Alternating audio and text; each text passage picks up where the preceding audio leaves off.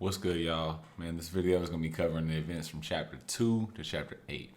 And now, early on with the earlier arcs, I'm going to be kind of going a little bit more specifically certain chapter to chapter as opposed to like one entire arc. So like when people, if you like look up the arcs in One Piece, it might be like the East Blue arc, and that's what from like chapter 1 to 100 or something like that. Don't quote me on the exact chapter for range, but I didn't feel like that would do it justice because in this arc particularly, we get to meet like the main cast, like the crew, and we actually like get to meet them, get a little back and get backstories for them, and just see their journey start up. So I felt like judging it from or reviewing it based off like the chapters that they actually show up, and then like the story that goes with them showing up would be more good for them. I felt like they deserve more for that. You know what I'm saying? So to be a little bit more detailed into it. So that's how this is gonna be. Later arcs, I'll be like covering the entire arc, as it goes. And also after I wrap up all of these small like character arcs, then I'll go back and review like East Blue as a whole, just for a condensed version. All right, y'all. On to the video.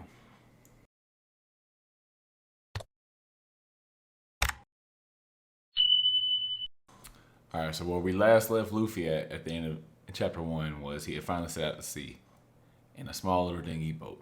And it's funny because next time we see him, he's literally about to get swallowed up by a whirlpool because he doesn't know how to go like actually float around the sea. He has no idea. He just had a goal that he wants to be the king of the pirates. He wants to go out there and find the One Piece and whatnot. But he doesn't like. Just like Shanks was telling me, he has no idea of how to swim. Obviously can't swim now, but he just has no like real knowledge of the sea. So, and he's just like he's calm about it. He's like, well, if I get sucked in, I'm probably gonna die. So, and then we cut over to another island, and this is where we get to meet Kobe and Alvida. So Kobe is gonna be a small little frail cabin boy, and Alvida is another pirate. She's a fat, ugly, old looking hag with a giant mace. And she's like a captain of a crew. And Kobe mistakenly showed up on the ship or walked up on the wrong ship one day 2 years ago, and he became basically a slave there. So he just basically has to work and do whatever Alvida and them say to do. So it wasn't until they pulled up a couple barrels from the water and they took them into like a storage room that some of the other crewmates on Alvida's crew, like obviously since I said she's really fat and ugly and mean, she like hoards like a lot of the stuff, like a lot of the rations are hers. So this tends to cause the rest of the crew to sometimes steal food and like ration off certain stuff for themselves. So as they're doing this, a barrel breaks open and boom, Luffy's in there. So somehow anime logic, Luffy found a barrel somewhere, got inside of it, and that caused him to survive the whirlpool. We don't get it doesn't tell us how. It doesn't show us how. That's just what we have to make of it. So, it's anime. Worse things happen. But everybody's just, perplexed and whatnot. And amongst all this chaos, Alvida hears that people are like taking food and stuff like that. So she walks in there. And then the other crewmates blame it on Kobe because Kobe's like, basically he's going to be the scapegoat. He's like the slave they have. So Alvida starts to threaten to hit him, and that's where Luffy steps in. And he pretty much just one-shots her, like no diffs her or whatnot. And this is where we find out, again, that he is a rubber man. Like we already know he's a rubber man. But her mace doesn't do anything to him. So boom, he one-shots her. Him and Kobe eventually, get back out on the sea with another small little boat, and Kobe navigates them to where they're going. And during all this, Kobe thought maybe that Luffy was this actually bounty hunter, Roronoa Zoro. And it's kind of funny because early on, they refer to him in the translation as Zolo, but then later on it's Zoro. I'm gonna be saying Zoro because that's the name that he goes by now and that everybody calls him that. So, and Zolo, I didn't really like it. So Kobe mistaked him as Zolo or Zoro. Damn, see, it's in my mind. but he mistakes him for that. So Luffy's just like, well, who's this guy? And then Kobe's like, oh, he's an evil demon, that he just hunts pirates, and he's just like super scary, and the whole 9 yards. And Luffy was like, huh, interesting. I want to meet him. And so Kobe's just like, what? And so eventually he just helps him out. He's like, all right, I'll take you to this, where he's at this naval base, and they end up going there. Luffy was surprised that Kobe was able to direct them to there, and that's where Kobe was like, this is simple. So you definitely should get a navigator if you think this is impressive, because this is something basically you should be able to do on your own. So they get there, and as they're eating at a little bar or whatever, he mentions the name Zoro. The town folk go crazy, like super scared of the name. Kobe says it's be expected, and then he says Captain Morgan, which is the Marine naval, officer in charge of the island, and they do the same thing for him. And this kind of opens Kobe's like, well, why are they getting scared of him? He should be like revered here because he is the, authority figure here. He's supposed to be protecting these people. But it was then we found out that Zoro is actually held captive in prison at the Marine Gate or whatever. So Luffy's like, cool, I'm gonna go see what's going on with him. So we go there, and we get our shot of seeing what Zoro looks like, and he's actually tied up on like a little pole right in like the middle of like a giant formation ground. It's like there's an open ground that they're just out there. And what happens is Zoro's just sitting there. He's supposed to be there for a whole month. He made a deal with the Marine captain's son, Helmeppo, that if he can survive out there for a whole month, that he'll forgive the transgressions that Zoro did. And what Zoro did was, he wasn't a bad guy. He's not a demon. What happened is Helmeppo, the annoying captain's, bratty son, was like just running around the town with rabid dogs that were off the leash and just like aggressive attacking people. And Zoro saved this little girl from a dog and ended up cutting the dog.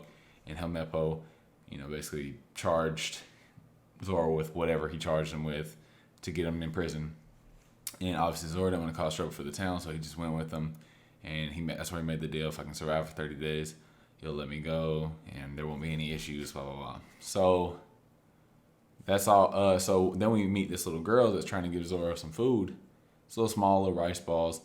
Helmeppo walks in, catches them, and catches her trying to do it, and he just like he scolds her and is like, if you were to get caught by somebody else, you could be given the same penalty as him, because if you help a criminal, that means you're gonna get charged with the same crimes that they committed. So he ends up smashing on the rice balls and whatnot, and throwing the little girl over the wall. He wasn't a total dick. He could have did a lot more, but he just threw over the wall, which still is an asshole move. But he threw her over the wall, kicked her out. And it was at this point that Luffy decides, all right, I'm gonna go actually, go up and talk to him. And he was talking to Zoro and was like, hey, I want you to be a part of my crew. Zoro was like, nah, I ain't. I'm not. I'm a bounty hunter. I'm not made to be a pirate. And Luffy just like says, all right, cool. He's about to walk off, and Zoro's like, well, can you feed me those rice balls that are like on the ground? He's like, sure, they dirt balls now, and he ate them anyway. This man hasn't eaten in 9 days. So next time we go back to the bar that they were at before, and they were just discussing it, and that's where we find out like why he's in prison and whatnot. And so he sees Helmeppo. We later see Helmeppo walking around the town, saying how Zoro's execution will be in 3 days from now. And Luffy's like, what? Didn't you promise him if he survives a month? And this is where Helmeppo was like, well, I was lying, duh. I don't know why he would believe that. It's foolish. At that point, Luffy just punches him, because that's just who Luffy is. Like, why would you be an ass? Why would you make a promise to somebody and you're actually lying? So he punches him, and then there's like a big commotion, like, oh, Luffy, you're starting to fight with the government, blah, blah, blah. And Helmeppo is just a little whiny bitch, so he's going to run back to his dad. And this is where we actually get to meet Captain Morgan, and we find out that he has actually been taking money, like imposing harsh taxes on the people, so basically to fill his own pockets. He's abusing his authority. So this explains why the town folks were so not really happy to hear the name Captain Morgan. It made sense. So Helmeppo goes to tell him, he's like, oh, he hit me, Dad. He hit me, Dad. Even you've never hit me. And this is where Captain Morgan's like, you know why I never hit you? Because you're too worthless to even hit. And then boom, he hits him and sends him flying. And at this point, we're finding out that he's raising a statue of himself on top of the naval base. So I was like, okay, that's really conceited. He just got a flat ego. He calls himself the Great One, and he thinks that everybody should witness his greatness. So he wants a statue of himself. So he spent all these townsfolk's money on just making a statue.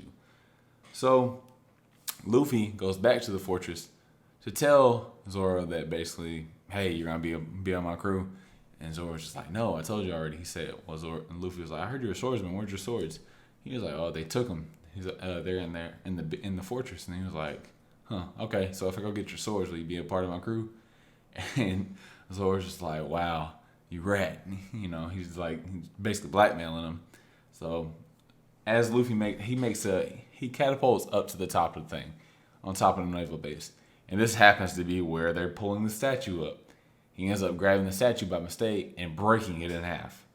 This causes a super giant uproar. And Morgan himself literally started he was flabbergasted. He was shocked. So at the beginning, he didn't really react to it. He kind of just oh my God. And then in this chaos, Luffy's he sees Helmeppo. He said, oh yeah, you, come here. And he grabs him and then runs into the building. He's like, you going to show me where Zoro's sword is at? And so they're going through and they get to it. And they see that there's 3 swords there. And Luffy's like, well, I don't know which one is it. And he looks at Helmeppo. He's like, we know which one it is. And Helmeppo was knocked out because of all the commotion going on. So he just takes all 3 of them. And as he's getting ready to go down there,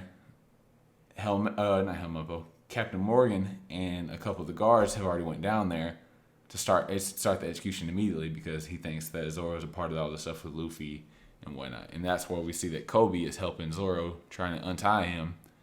But they get cornered by the guns and they're about to die. But this is where you get a little bit of Zoro's backstory. Zoro's like, I can't die. I made a promise. Can't die here. And then we cut back and we see that it's Zoro as a kid and he's fighting this other girl, Kushina, in a dojo with wooden swords, and he lost. And this man has gotten his ass whooped 2,000 times. So it was 2,000 to 0. He hadn't won nothing. Or 0 and 2,000, however you want to say it. But Zoro gets up. He's just mad. He's mad. And everybody else in the dojo is like, oh, Zoro's the strongest. He's even stronger than grown-ups. It's Kushina, there's something not right with her, blah, blah, blah. And later on, we see that Zoro confronts Kushina again, asking for a duel with real swords. And then Zoro gets his ass whooped. Then again, and it's at this point that we have a heart-to-heart between Kushina and Zoro. And Kushina's like, well, Zoro, you're lucky to be a guy. You're lucky to be a boy because eventually boys will always get stronger than girls. So eventually you'll be stronger than me. And heck, I'm even starting to grow boobs now. And I thought it was pretty weird that they just throw in the fact that he was like, yeah, I'm starting to grow boobs now. But nevertheless, though, Zoro's just like, Zoro ain't trying to hear that. She's like, bro, you beat my ass 2,000 times now. 2001 now. You beat my ass 2001 times. And you over here talking about you ain't strong or I'm going to get stronger than you. Nah, one of us going to be the strongest. And the other person going to be basically a runner-up type of deal. We're gonna fight for it. So they sit there and make a promise. It's like, promise that you'll be one of us will be the best swordsman ever. Or alive, whatever you want to call it, however you want to pronounce it. And they make the promise. And this is where it's fucked up. So the next day, or it's believed to be the next day, it could be a little small time skip they don't alleviate on that, Kushina dies. The way she dies is messed up. She dies by falling downstairs. Yes. Tragic stare Sama. He strikes again. So Zoro is just like heartbroken about it, and he's just like, well, I'm gonna keep our promise, and he vows the promise. So he takes her sword as well to keep the promise alive, and that he goes from being a 2-sword style person to a 3-sword style, and so, and when you see it, he uses one sword in each hand, and then the other sword goes in his mouth. So, and a typical anime logic, I don't know. He holds full conversation with the sword in his mouth. There's no like breakups in his language or sentences or anything. So it's kind of messed up. It's kind of weird. So, but whatever the case, it was what it was. So we then cut back to the present. And so I was like, I can't die. I had a promise I made to her. And next thing you know, Luffy jumps right in front of all the bullets. Everybody's shocked. And it was like, because they see the bullets going through them and like getting stretched out. And then boom, they get ricocheted back out. And everybody's just like, oh. And they're just like super confused. Like, what just happened? And because like, nobody knew. I mean, Kobe kind of knew, but he didn't know. And so at this point, that's where they find out like, oh, I'm a rubber man. And the Marines are just funny because the Marines are like, we can't fight a rubber man. We can't do anything to a rubber man. Our bullets don't work on a rubber man. And Morgan's like, well, this is where it gets kind of messed up because I don't think the anime actually shows this, but the manga, for sure, I didn't pick up on it the first time I've seen it or read it. But he legit tells them he doesn't accept defeat. You know, he said it so weird. He doesn't basically accept losers. So he tells them they're just basically going to have to die. They're going to kill themselves, basically. And you actually see them pull the guns to their head, like with sweat symbols down their face, like they're literally about to pull the trigger. And then they cut to another panel, and it looks like, and Zoro and Luffy are looking off into that direction. You see like the little noise sound panels on the actual screen, on the panel. And it makes you believe that some of those people actually shot themselves in the head. I'm like, bruh, I ain't shooting myself in the head just because my spirit told me to shoot myself in the head. Nah, fam, you gonna have to shoot me. I ain't shooting myself. But quickly Luffy jumps in and he's like, hey, how about you sentence me to death? And he basically just he handles Morgan pretty quick. And Helmeppo takes a chance during all this commotion to basically take Kobe as captive, and he has a gun to Kobe's head, and he's telling Luffy to stop. And Kobe's like, don't mind me. If he kills me, that's fine. You know, just make sure you take care of these people and blah, blah, blah. And Luffy's just like, you're a really good guy, Kobe. And so he gets ready to go stretch out and punch Helmeppo. And while he's doing that, Morgan gets up right behind him and is about to cut him. Mind you, Morgan has a giant axe for an arm and then a regular fist. It's kind of funny. And then he has like a little metal jaw piece right here on his jaw. And he pops up behind Luffy and he's about to attack him. And Luffy's not stunning him. Luffy knows he's there, but he knows Zoro has his back. And so what happens is Luffy takes out Helmeppo and Zoro takes out Morgan. And we get a cool little double spread of them both, you know, covering each other's backs basically. And that, I just felt, for me, Luffy and Zoro are like two of my favorite characters. And it's kind of cliche, obviously, because boom, they're like the two strongest of the crew and whatnot. But just like the scenes that they have and that we'll go over in the future, that they like do stuff together, it's very cool and poetic to me. But after that, the fight's all over, the commotion's all over, and we get back to this bar again, and Zoro's getting fed. He hasn't ate in 9 days. He had passed out after the fight was over with.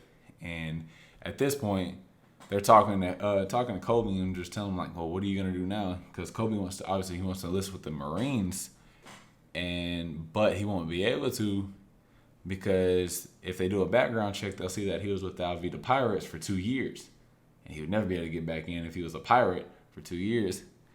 And it was at this point the Marines showed up and they were talking to Luffy and it was like, hey, I know you did us a favor by getting rid of Captain Morgan, but we can't house pirates here. And the townsfolk are pissed. They're like, you were scared of Morgan more than we were, and you want to throw them out, blah blah blah. And they were just like, I understand that. We're just gonna go. We're not gonna write this off. We're not gonna report this, and we just let you go free on your way. But you gotta go. So Luffy and Zoro are like, fine, that's whatever, expected to be life of a pirate, to, be kicked out of places and hated at certain points and whatnot. So they get ready to leave. And this is where Luffy does something cool that maybe a lot of people won't pick up on. But, it kind of tells you in the story, but still. So as Luffy and Zoro are leaving, the Marine guy sees Kobe and he was like, aren't you going to go with them? And Kobe's like, he's really like torn between what he needs to do. And Kobe's like, nah, I don't know them. And then the Marine guy was like, well, Luffy, is that true? He doesn't say Luffy because he doesn't know his name, but he's just like, is this true, pirate? And then he was like, this is where Luffy's like, no, that guy, he was in a cabin. He was on a ship for about 2 years. And at this point, Kobe runs up, punches him, and tells him to shut up. And at this point, you see Luffy fall back a little bit with a smirk on his face, and Zoro smiling too. And Luffy comes back with another punch of his own, whop, and hits him and starts beating him up. And then the Marines break it up and tell him, get out of here now, blah, blah, blah.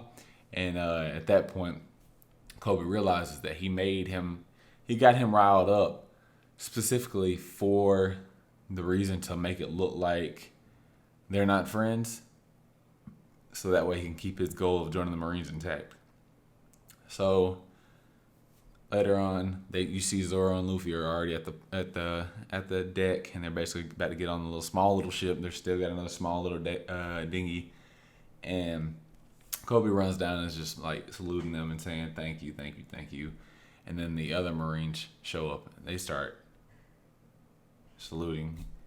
And it was kind of funny because Zoro March was like, well, usually Marines don't salute off pirates. And the Marines realized that it was an act that Luffy was doing. They was like, because they're like, dang kid, you got some good friends. And so that was pretty much the end of that. And so that concludes the portion of how Zoro comes to the crew, and then you see a little bit of the Kobe action, and Luffy's basically his first little small adventure. So if you guys like the video, please drop a comment, tell me what you think about it.